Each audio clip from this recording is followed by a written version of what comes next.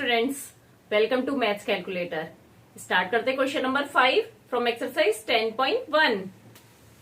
Classify into monomial, binomial and trinomials. अब यहाँ पे एक्सप्रेशंस दी हैं, उसको हमें बताना है ये कौन से टाइप की है। अब जैसे हमने इंट्रोडक्टरी वीडियो में पढ़ा था, मोनोमियल मतलब जिसमें एक टर्म होता है, बाइनोमियल जिसमें दो टर्म होते हैं और ट्राइनोमियल जिसमें तीन टर्म्स होते हैं। तो चलिए देखते हैं। फर्स्ट है 4y माइनस 7z। कितने टर्म है? 1 2। तो ये कौन सी हो गई? बाइनोमियल। नेक्स्ट है y स्क्वायर, एक ही टर्म है तो क्या हो गई? मोनोमियल। थर्ड है x plus Y minus X Y. अच्छा, इसमें ये ध्यान रखना है सारे टर्म अनलाइक होने चाहिए। x plus Y minus X Y, तीनों ही अनलाइक टर्म है। अनलाइक मतलब जिनके वेरिएबल अलग अलग हो। इसमें x है, इसमें एक्स वाई है और इसमें एक्स वाई दोनों है। तो ये कितने टर्म हो गए? 1 2 3। तो हो गई ये ट्राइनोमियल। नेक्स्ट है 100। यहां भी सिंगल टर्म है तो ये हो गई मोनोमियल।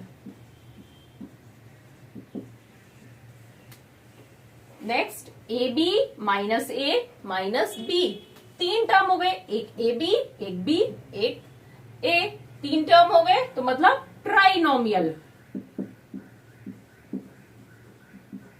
अच्छा, इसमें आपको ये पता होना चाहिए कि ये सभी पॉलिनोमियल बोलते हैं, चाहे वो मोनोमियल हो, चाहे बाइनोमियल हो, चाहे ट्राइनोमियल हो, सभी को पॉलिनोमियल बोलेंगे। नेक्स्ट है 5 माइनस 3t, दो टर्म हो गए, अनलाइक एक 5 है टर्म और एक 3t, तो बाइनोमियल।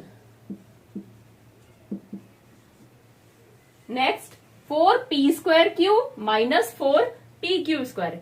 इस टाइप के एक्सप्रेशन को बहुत ध्यान से पढ़िए, देखने में एकदम लगता है सेम है बट डिफरेंट है। देखिए दोनों अनलाइक होंगे। यहाँ पे p का स्क्वायर है मतलब p दो बार आ रहा है और यहाँ q दो बार आ रहा है।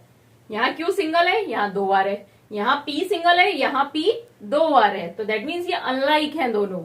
कई बार बच्चे क्या करते हैं, एकदम से देखने में लगता है एक स्क्वायर इसमें एक स्क्वायर इसमें 4 4 तो बिल्कुल सेम है, बट आप ध्यान से देखिए कि स्क्वायर की वैल्यू किसकी है।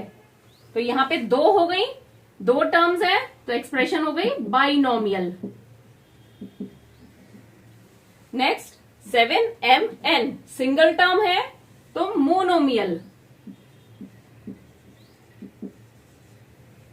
Next z square minus 3z plus 8, तीन टर्म है तो ट्राइनोमियल। बहुत इजी होते हैं बट थोड़ा कंफ्यूजिंग होते हैं, तो एग्जाम में आप बिल्कुल ध्यान से देखिए कि अनलाइक टर्म्स होने चाहिए। ए स्क्वायर प्लस बी स्क्वायर, दो टर्म है, क्लियर पता चल रहा है, एक ए स्क्वायर है एक बी स्क्वायर है, तो क्या हो गई? Binomial. Next z square plus z, दो है, एक में सिंपल z है और एक में z दो बार है, मतलब z को उससे मल्टीप्लाई किया गया है, तो ये दो है तो हो गई binomial. Next 1 plus x square, तो कितने टर्म हो गए? तीन, एक 1 एक x और एक एक्स स्क्वायर, तो हो गई ये ट्राइनोमियल।